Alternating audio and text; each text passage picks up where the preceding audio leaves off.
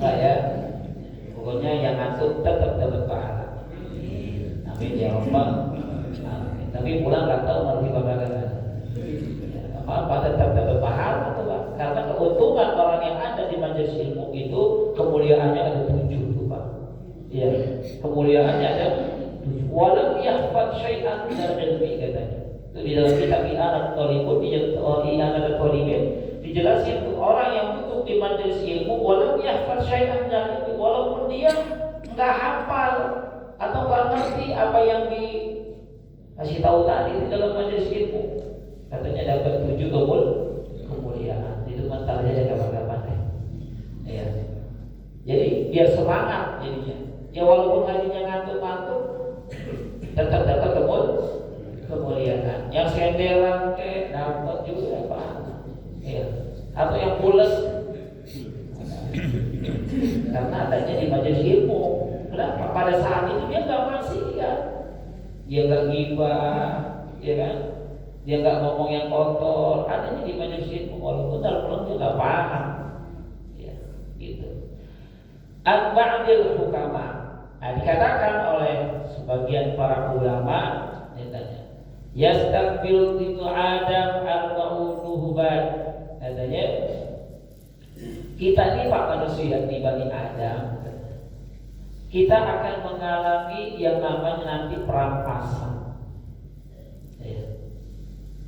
Kita akan mengalami perampasan. Ya. Yantahibu malakul maut ruhahu. Perampasan yang pertama kata ulama adalah apa? Kita akan dirampas ayat bil qahri secara paksa. Apa tuh? Ruh kita. Siapa yang nyambut? Malakul maut. Ya. Malakul maut. Siapa namanya? Israil. Namanya apa tahu Pak ya? Bentuknya? Bentuknya kayak panjangnya nama kagak gitu kan? Itu Pak. Karena malaikat Israil ini nanti ketika datang untuk mencabut ruh orang-orang itu tergantung Pak. Ya. Kalau yang dicabut ruhnya orang-orang soleh, orang-orang mukmin, ya itu indah, ya indah. Tapi sebaliknya, kalau yang dicabut tuh ruhnya orang-orang yang na'udzubillah min dzalik, wah serem. Ya bahkan dalam riwayat dikatakan tuh malaikatnya besar, hitam, ya besar dan hitam. Itu bau apa? Bau. Udah nakutin duluan. Ya. Biar kita nih udah dikasih tahu nih sama Rasulullah dalam riwayat bagaimana bentuknya malaikat Israil nanti tuh. Ya, apakah takut kita? Gitu. Dicabut. Dan sakitnya dicabut ruh kayak apa tuh? Ada yang tahu? Kayak nyambut singkong gitu enggak. Siapa yang ngasih tahu tuh kita? Nabi Rasulullah Shallallahu Alaihi Wasallam. Dulu ketika sakaratul mautnya, ya, didatangin sama malaikat Israil yang diserupakan oleh Allah Subhanahu Wa Taala, datang sebagai tamu, ya, untuk pintu rumah Rasulullah Shallallahu Alaihi Wasallam. Diucapkan Assalamualaikum ya ahlan nubuwah. Keselamatan untuk kalian semua wahai rumah kenabian. Dengan itu Rasulullah SAW perintahkan putrinya Siti Fatimah Zahra buat buka pintu. Pas dia lihat sama putrinya ternyata Siti Fatimah gak kenal. Ya, ini orang belum pernah saya lihat ini. Ya, kata Siti Fatimah nanti itu ya, saya kabarkan ayah saya. Mas Siti Fatimah ditanya siapa yang datang, saya gak kenal wahai ayah. Karena orangnya bersih, indah, tak pernah ada di sini katanya. Apa kata Rasulullah SAW? Dialah makhluk yang akan mencabut kenikmatan di dunia. Dialah makhluk yang akan mencabut apa yang ada pada diri kita. Dengan ini, Siti Fatimah mulai berlinang air matanya. Sayyidina Ali menantunya juga begitu. Berlinang air matanya. Masuk tuh malaikat Israil. ditanya sama Rasulullah SAW, ya malakul maut, wahai malaikat maut, ya, untuk apa kamu datang ke sini?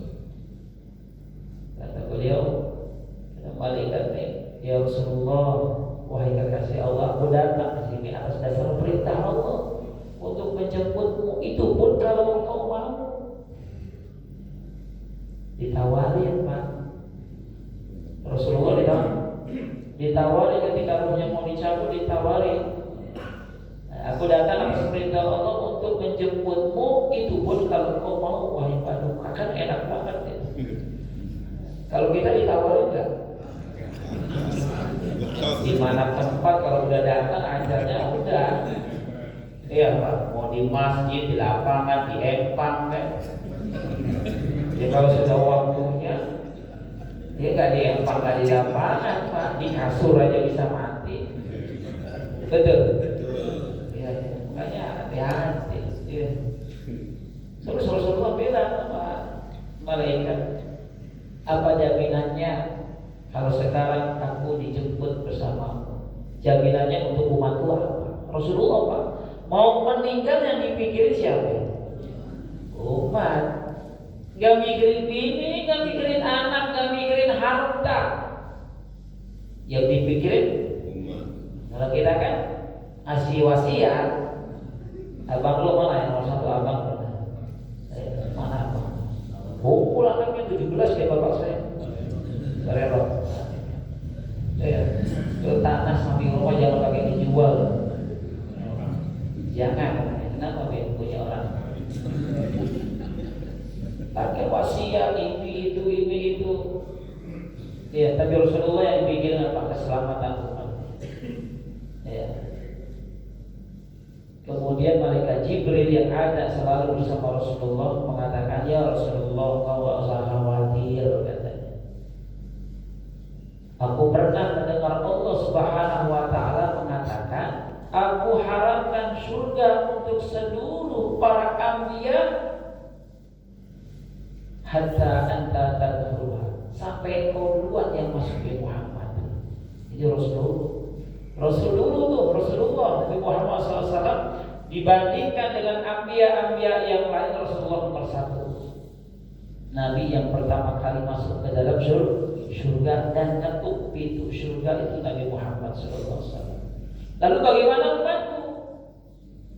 Dan Allah mengatakan, ya Rasulullah, aku haramkan surga lisailil umam, untuk seluruh umat-umat lainnya, hatta ummatuka, sampai umatku masuk duluan ke dalam surga. Jadi umat-umat yang lain Pak, kalau umat Nabi Muhammad sudah semua masuk ke dalam surga, baru umat yang lain masuk. Enak apa enggak tuh? Enak, kita kan keluarnya belakangan ini. Ya, keluar belakangan, masuk duluan. Enak tuh, karena kita punya orang dalam. Siapa orang dalamnya? Rasulullah Sallallahu Alaihi Wasallam. Itu perkara yang begitu tuh enak banget. Jangan kan urusan ini, urusan dunia juga kita kan begitu kan Pak ya? Ya. Datang belakangan pengennya pulang duluan, dapat lagi, ya kan? Begitu kita datang tahlil belakangan, ya.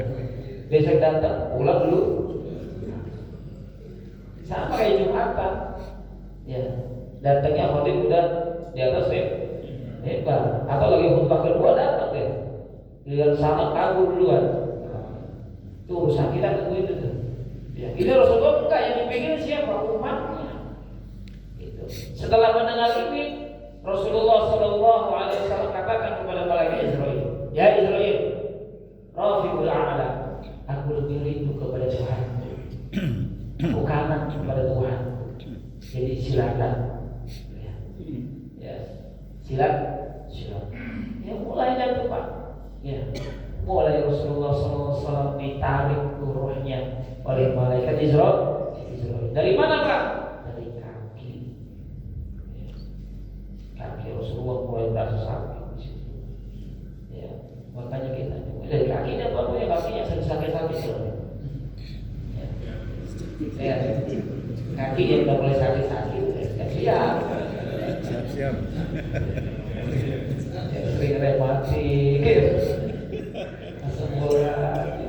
Jangan pakai nongkrong lagi udah.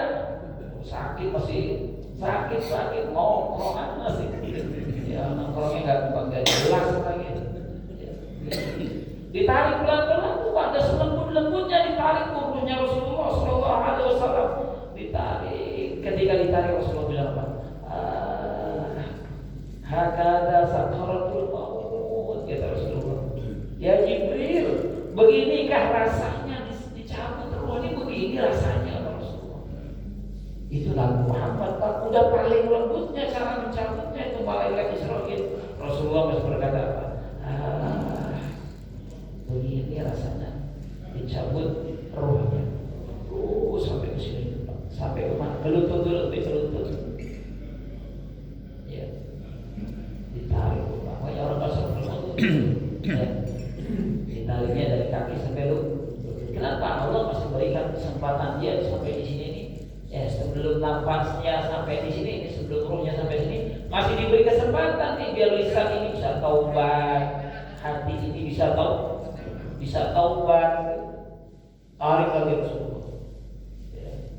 Sampai teriak lagi Rasulullah. Ya Jibril hakana sakaratul maut. Begini rasanya ditarik rohnya ketika sakaratul maut. Di dalam riwayat diceritakan orang dicabut rohnya itu Pak, sakitnya seperti orang yang ditusuk 70 kali pedang. Kayak apa tuh Pak sakitnya? Kita kalau kena paku aduh, kena jarum begitu ya. Ini ruhnya dicabut, sakitnya seperti 70 kali pedang musik-musik. Dalam riwayat lain katakan juga seperti pohon duri, pohon yang ada durinya dimasukkan ke mulut kemudian ditarik lagi. Sakitnya, tapi Rasulullah ketika sampai sini dia Rasulullah berkata lagi, mendoakan umat. Saking sakitnya itu Rasulullah merasakan Nabi Muhammad SAW ketika rohnya ditarik. Rasulullah berkata, Allahumma fakil alayya fi sakratil maut wala fakil ala ummati. Ya Allah, katanya Rasulullah SAW, biarkan rasa sakit sakratul maut atas umatku, biar aku yang nanggung sekarang. Kita ditolong sama Rasulullah. Biarkan rasa sakit sakratul maut aku yang rasakan aja. Yang aku yang berat aja ya Rasulullah. Ya Allah, enggak apa-apa katanya Rasulullah. Wala sakil ala ummati, dan jangan kau beratkan atas umatku ketika mereka nanti ada di dalam nazar mereka, ada di dalam sakaratul maut mereka. Jangan sampai kau berikan rasa sakit atas umatku ketika ditarik rohnya oleh malaikat maut. Sayang Nabi Muhammad begitu.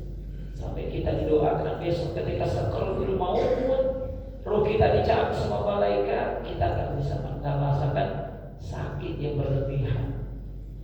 Allahumma sholli wa sallim. Besok dirampas nih Pak kita. Di mana saja. Kita nggak tahu kapan, di mana kita nggak tahu. Qul innal mautal ladzi tafirruna minhu fa innahu mulaqikum. Allah yang berkata, Allah yang bilang, ya Muhammad katakan kepada semua hamba-hambaku, innal mautal ladzi tafirruna minhu fa innahu mulaqikum. Kalau sudah datang kematian kepadanya, mereka akan bisa lari dari yang namanya kematian. Ya, makanya ulama-ulama kita sering banget kasih tahu, ya, apalagi yang umurnya udah kayak kita, maka kita tuh ya kita ini gitu loh Pak. Umurannya udah kayak kita ini nih. Mana yang lebih baik? Duduknya di mana? Adanya di mana?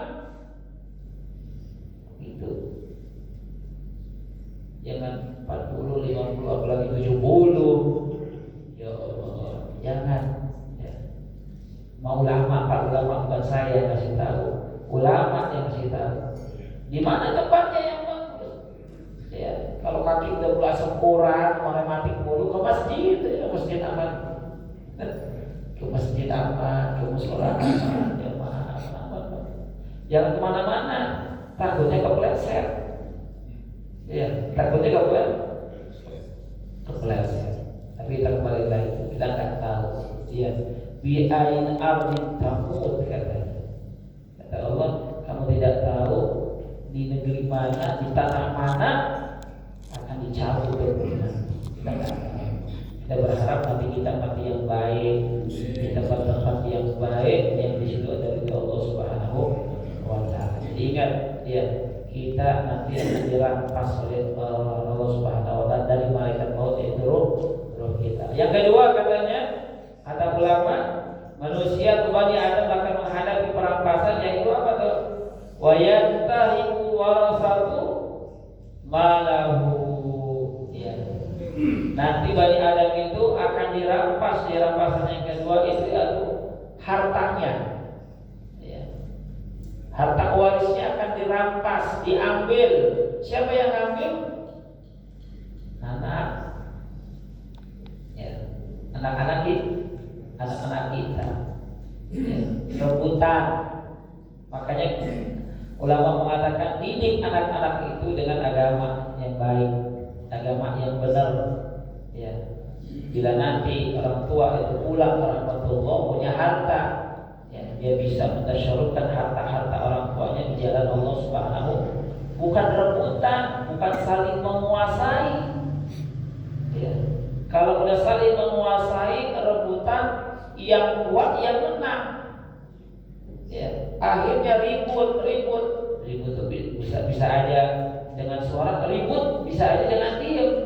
Apa tuh? Nggak saling tegur, akhirnya saudara kandung dan satu dengan yang lainnya, abang sama adiknya nggak negur, adiknya ketemunya abangnya melengos, gara-gara apa? Warisan. Ada nggak yang begitu? Oh banyak. Di sini ada di sini. Kalau ada warisannya ya. Itu Pak. Yang kita punya bakal diambil. Siapa mereka? Itu anak-anak kita. Ya, udah mantu kadang-kadang mati mau ngompor-ngomporin. Betul. Mantu kadang ada yang ngompor-ngomporin. Bilang banyakan Bang. Kan lu paling tua gitu. Masya Allah. Ada ribut berantem. Yang paling sedih siapa? Orang tua yang paling sedih. Melihat keadaan anak-anaknya, putra-putrinya ketika ditinggal ternyata pada berantem. Ya, pada berantem. Ya Allah. Jadi harta yang kita miliki nih Pak, ya, yang punya harta, ya,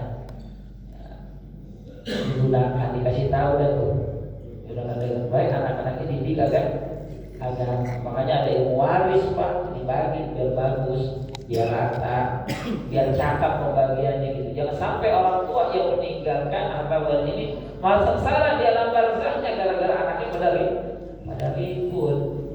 Ya, nanti kan orang tua itu kan dapat laporan tuh Pak. Ya. Di dalam riwayat dikatakan sesungguhnya orang-orang yang meninggal itu tahu keadaan kita. Iya. Tu'radu ala abaikum wa aqribaikum. Amalan-amalan anak-anaknya itu dilaporkin sama malaikat, dilaporin. Ya. Kemana? Dilaporin ke orang tuanya yang ada di alam barzah. Kalau anak-anaknya soleh, rajin ibadah, hadir majlis, itu senang banget orang tuanya. Wa ikana ghairu, tapi sebaliknya, kalau yang adanya ribut, berantem, ya, maksiat, mereka berdoa. Apa doanya orang meninggal itu orang tua yang ada di alam barzah? Allahumma la tu'bidhu hatta hadaitahu. Ya Allah, jangan kau wafatkan anak-anakku sebelum kau berikan mereka hidayah, biar rajin ibadah. Senang orang tua. Kalau anaknya akur di dunia aja nih, kalau anaknya akur, senang kan? Coba kalau kita ngeliat tahu anak kita pada berantem, gimana Pak? Sedih. Allah sedih.